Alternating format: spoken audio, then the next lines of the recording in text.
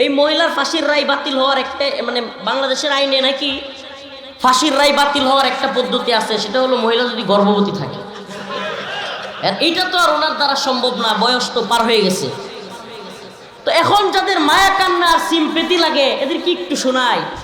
শেখুল হাদিস আল্লাহ মামুনুল হক, আমরা কোর্টে গেছি, কোর্টে যাওয়ার পরে ছোট্ট একটা বাচ্চা, মামুনুল হক সাহেব হুজুরের ছোট্ট একটা বাচ্চা, আম্মা আমার আম্মা, এখনো এটা বলে কান্না করে, বলে যে মামুনুল হক সাহেব হুজুরের দুইটা বড় ছেলে আর একটা ছোট বাচ্চা গেছে কিছু খাবার নিয়ে শাইখের জন্য। কি নিয়ে? খাবার। আমাদেরকে গারোতে গেলে মাঝে মাঝে কিছু খাবার পরিবার থেকে আসলে খাইতে দিত, মাঝে মাঝে দিত, প্রতিদিন না। মাঝে মাঝে পুলিশ কাইরা নিয়ে খাইয়া ফেলতো, নাহলে ফেলাই নিয়ে।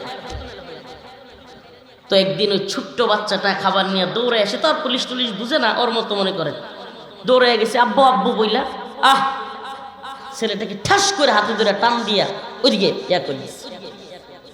আমার আম্মা বলেন ওই দৃশ্যটা আজও আমি বলতে পারি না। ছোট্ট একটা বাচ্চা শিশু বাবার কাছে খাবার নিয়ে গেছে, ওই বাচ্চা শিশুটাকে পর্যন্ত এইভাবে টান দিয়া হাত থেকে এইভাবে খাবারগুলো ইয়া করা এবং তাকে সরাইয়া দেওয়া, বাবার কোলে একটু যাইতে না দেওয়া, এরকম অসংখ্য জুলুম আমরা দেখেছি। আমাদের এই পাগুলোতে 2 হাত 2.5 হাত লম্বা রশি লাগিয়ে, হাতে পায়ে বেরি লাগিয়ে, বড় বড় বেরি, আমরা যাতে হাঁটতে না পারি, এগুলা করা হয়েছে। মুসলমান ইমানদার বলেন, আজকে যারা বলেন হুজুর রাজনৈতিক বক্তব্য দিয়েন না, শয়তানি বক্তব্য যারা মারেন, তাদেরকে বলি আমরা কি আমাদের এই জুলুমের দিনগুলোর কথা জনগণকে জানাবো না? আমরা কি আমাদের আল্লাহকে বলবো না, শুকরিয়া আদায় করবো না, রব আমরা আপনার প্রতি রাজি খুশি হয়ে গেছি? একটা কথা মনে রাখবেন, রাজনীতিতে, পররাষ্ট্রনীতিতে প্রেম প্রীতি ভালোবাসার কোনো জায়গা নেই। যেগুলা বলতেছে আপা আসবে, বাংলাদেশ হাসবে, ঘোড়ার ডিম হাসবে। রাজনীতিতে প্রেম প্রীতি ভালোবাসার গপ্প, মুদির লগে প্রেম প্রীতি, এইগুলো চলবো না। রাজনীতি, কূটনীতি, পররাষ্ট্রনীতি যে কোনোদিন আপনি দেখেন, রায়ের আগে শেখ হাসিনার আন্তর্জাতিক অপরাধ ট্রাইব্যুনাল, এটা সাধারণ কোনো ট্রাইব্যুনাল না, এটা আন্তর্জাতিক অপরাধ ট্রাইব্যুনাল, বাংলাদেশে একমাত্র ট্রাইব্যুনাল যেটা আন্তর্জাতিক বিচারের মানদণ্ডে উত্তীর্ণ। আন্তর্জাতিক বিচারগুলোর সাথে এটা সামঞ্জস্য আছে। আন্তর্জাতিক বিচারে সামঞ্জস্যপূর্ণ ট্রাইব্যুনালে রায় হয়েছে। এখন ভারতের বক্তব্য দেখেন, বিবৃতি দেখেন, চেঞ্জ হয়ে গেছে। এতই যদি পীড়িত থাকতো, পররাষ্ট্রনীতি দিয়া হইলেও কূটনৈতিকভাবে হইলেও নিন্দা জানাইতো না? জানাইছে নিন্দা। আপার কথায়, বাইয়ার কথায় দৌড়ায় গিয়া চিপাই চাপাই রাস্তার মুড়ে জঙ্গলের সিপাই হঠাৎ করিয়া বুরকার মুখোশ পইরা জয় বাংলা কয়ে ভিডিও আপলোড দেওয়া বন্ধ করে দেন। আবার 5-7 গিয়ায় ব্যানারটার ছবি তুললাই বৌদ, এগুলা বন্ধ করেন। আপা আসবে, বাংলাদেশ হাসবে, এই চিন্তা বাদ দিয়া তো যে কোনোদিন শুনবেন।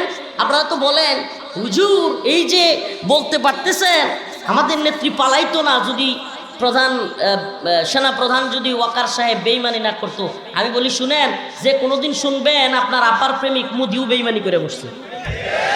হুট করে শুনবেন, হুট করে শুনবেন এই অসল মাল যেটার দরকার নাই।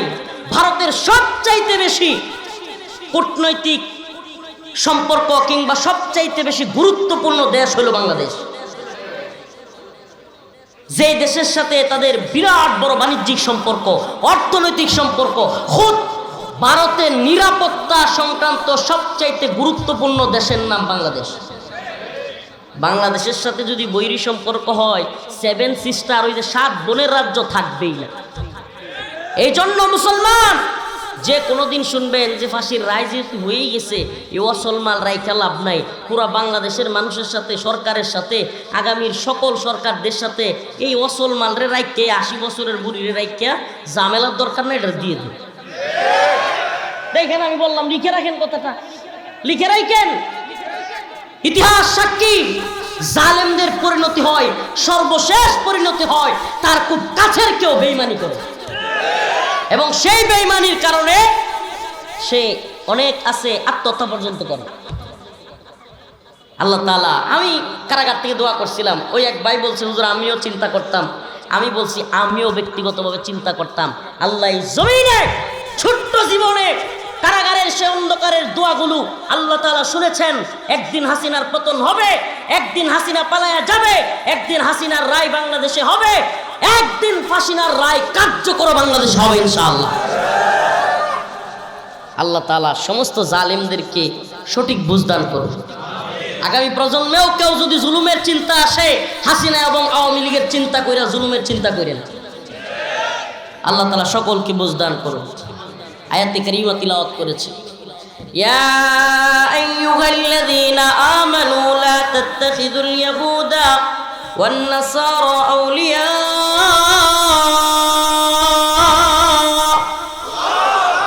বা'দুহুম আউলিয়াউ বা'দ ওয়া মান ইয়াতাওয়াল্লাহুম মিনকুম ফাইন্নাহু মিনহুম ইন্নাল্লাহা লা ইয়াহদিল কওমায যালিমিন। আগেই বলছি ভাই, বেশি সময় কথা বলতে পারবো না, জুসে যে যতটুকু পারি আর কি। মনের আনন্দে বিশ্বাস করবেন না, আমার পাও প্রায় ভাঙ্গা অবস্থা, তার মানে পাও আসছে না নাই এটাই চিন্তা নাই। আমি যদি কালকে সুবহানাল্লাহ সুস্থ থাকতাম, মনে নেই আওয়ামী লীগ নিষিদ্ধের দিন গরু জব করছিলাম, কইতে পারেন কেউ?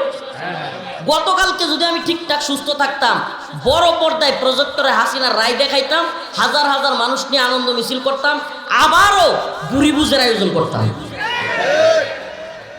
তো যাক, হসপিটালের বেডে ছিলাম, তবুও আনন্দে লাইভে আসছিলাম। প্রিয় ভাইরা আমার, বন্ধুগণ আমার, আমরা মাজলুম, আমরা মাজলুম, আমরা জুলুমের শিকার হয়েছি। আল্লাহ তাআলা জালেমদের পরিণতি দেখিয়েছেন, এই জন্য আমরা খুশি। আল্লাহ বলছেন, ইয়া আইয়ুহাল্লাযীনা আমানু লা তাত্তাখিযুল ইয়াহুদা ওয়ান নাসারা আউলিয়া, হে ঈমানদাররা, তোমরা ইহুদি খ্রিস্টানদেরকে কিংবা মুসলিম ব্যতীত অন্য মুশরিক কাফেরদেরকে বন্ধু রূপে গ্রহণ করিও না। কি রূপে? বন্ধু রূপে গ্রহণ করিও না। আজকে আমার আলোচনার বিষয় হলো মুমিন কার সাথে বন্ধুত্ব করবে এবং কার সাথে মুমিন বন্ধুত্ব করবে না। আল ওয়ালা ওয়াল বারা, ইসলামের মৌলিক একটা আকীদা, মৌলিক একটা বিশ্বাস হলো আল্লাহর জন্য ভালোবাসা, আল্লাহর জন্য ঘৃণা। আল্লাহর জন্য ভালোবাসা, আল্লাহর জন্য ঘৃণা।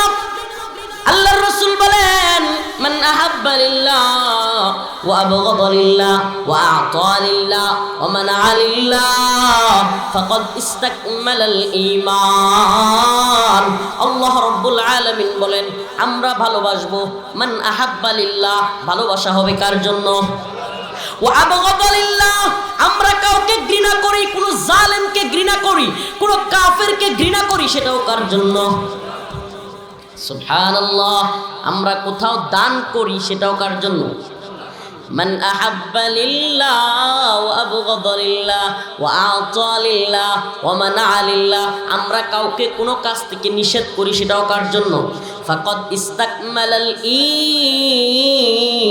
ঈমান, নিশ্চয়ই প্রকৃত ঈমানদার, পরিপূর্ণ ঈমানদার তারা যারা আল্লাহর জন্য ভালোবাসে, আল্লাহর জন্য ঘৃণা করে।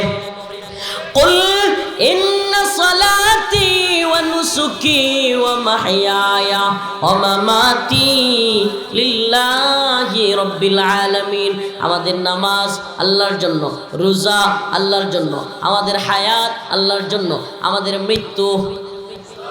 এখন যারা হুমকি দেয় পলায়া গিয়া, হুজুরদেরকে ভয় দেখায়, আমাদেরকে হুমকি ধমকি দেয়, আবার আইসা লই, আরে তোমাদেরকে বলি আবার আসবা কি?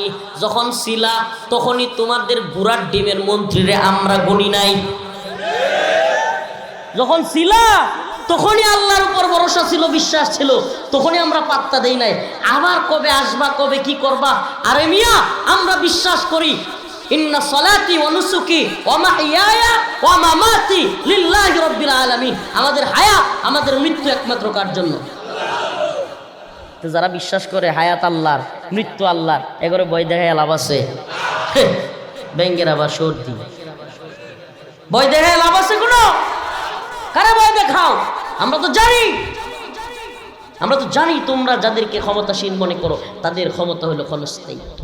আমার রবের ক্ষমতা হলো চিরস্থায়ী। আরে যে বান্দার হুকুমের কথা শুইনা বান্দার ক্ষমতার বড়াই দেখায়, এ তো যে কোনোদিন ক্ষমতাহীন হয়ে যাইতে। আর যে আল্লাহর ক্ষমতায় বিশ্বাস করে কথা বলে, এর ক্ষমতা হারানোর কোনো সুযোগ, কথা বলেন ঠিক কিনা, এর ক্ষমতা হারানোর কোনো সুযোগ নাই। কেন নাই? তাবারাকাল্লাযী বিয়াদিহিল মুলক, সুবহানাল্লাহ, ওয়া হুয়া আলা কুল্লি শাইইন কাদির। সমস্ত মুলুকের মালিককে, ওই মহিমান্বিত রব, হুয়া আলা কুল্লি শাইইন কাদির।